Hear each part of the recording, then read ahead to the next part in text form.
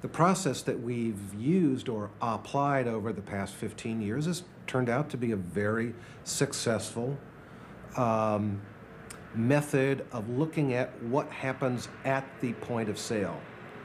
And it's certainly, it's an exercise often in Zen, because it means that we look at the same thing or go through the same process over and over and over and over again. And it's often in the 8th hour of watching something that a little light bulb clicks off in your head and you say, how come I didn't see that before? We call ourselves market research and consulting because we do go beyond just simple research. We consider ourselves consumer advocates.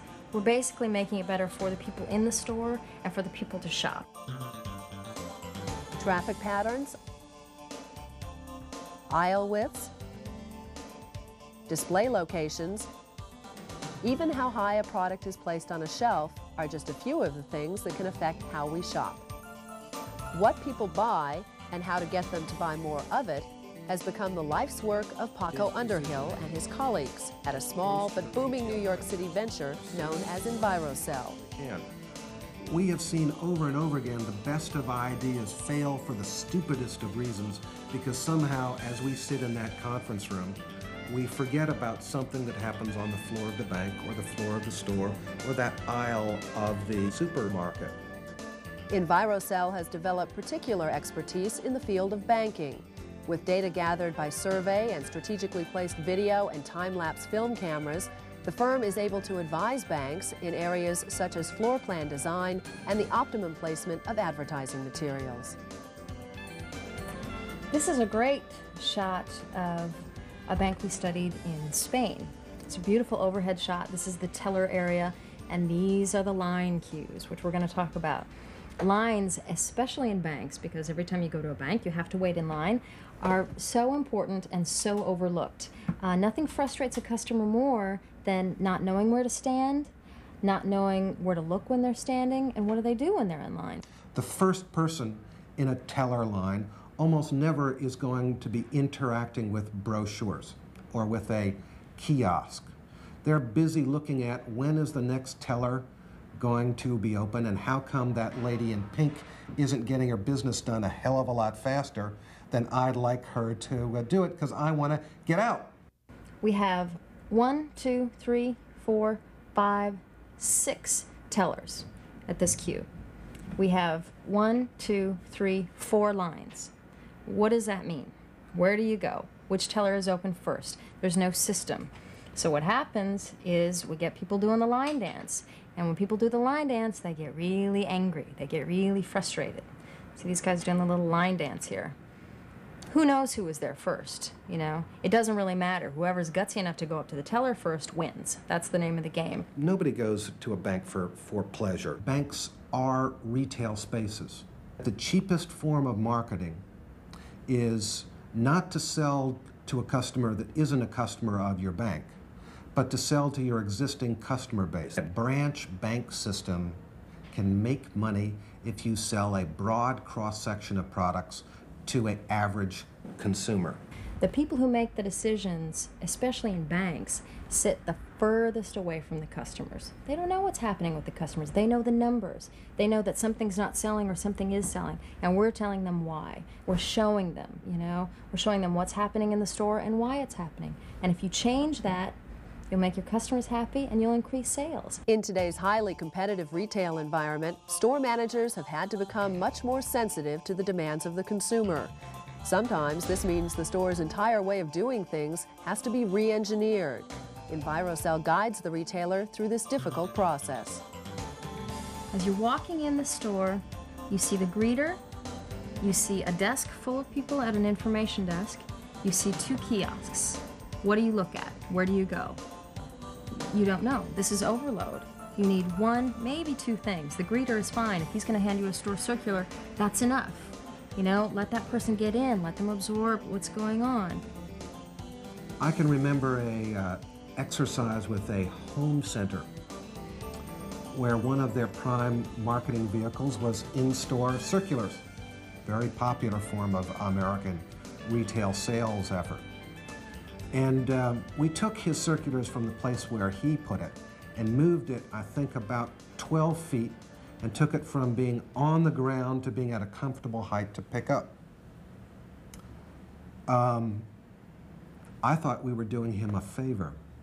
He got incredibly angry at us because we went through a week's worth of circulars in 2 days. His answer to me was, "Where am I going to get more circulars? They only give me so much." So what you need is a good 20 meters when you walk in the store to absorb everything, to figure out what you need, what you want, and then your head is clear, and then you're ready for merchandising, then you're ready for a message, or then you're ready to receive information. That point is about right here, 20 meters into the store. And what do they sell right there? Kids' dirt bikes. They're selling these items like they're an impulse item, like it's something everybody wants and everybody needs, and you're just going to remember that you need it. America's fast-moving music industry always tries to be one step ahead. In an exhaustive study, EnviroCell was able to show music retailers how to keep pace. So the music industry hired us to look into retail stores and get a better understanding of how people are shopping in them now.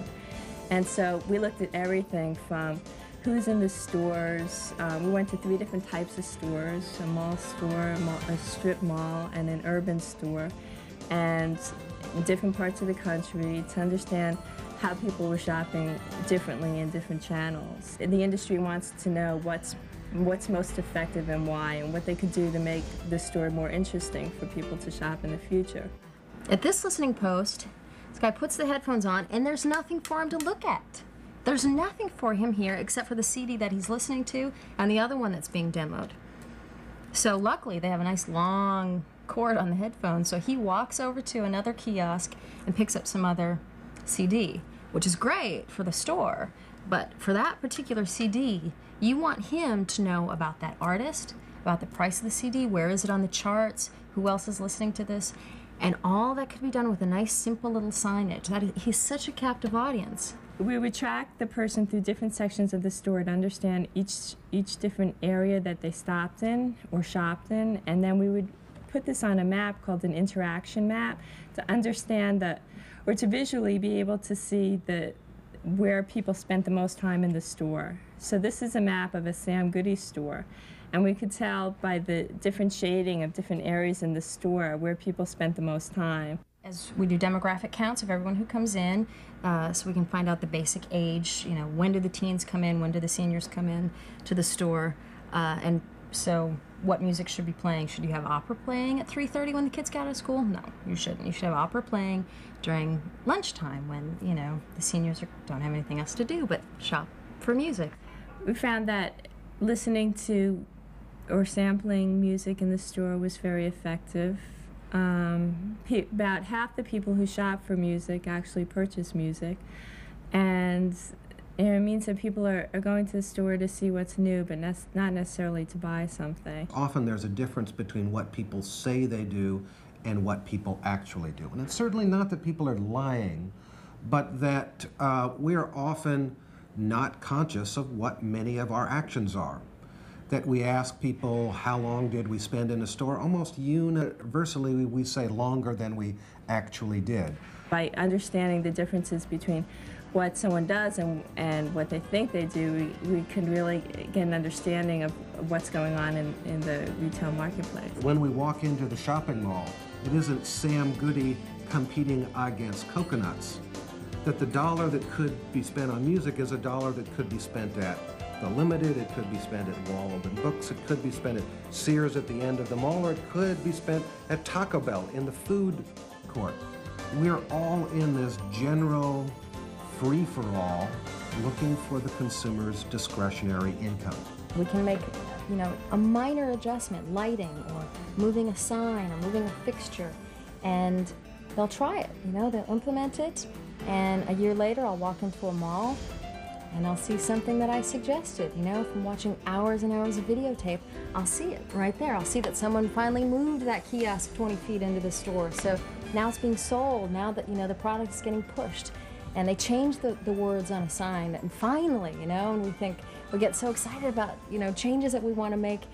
And when it's implemented and when it helps everybody, that's the proof. That's when it feels really good. It's a fun job.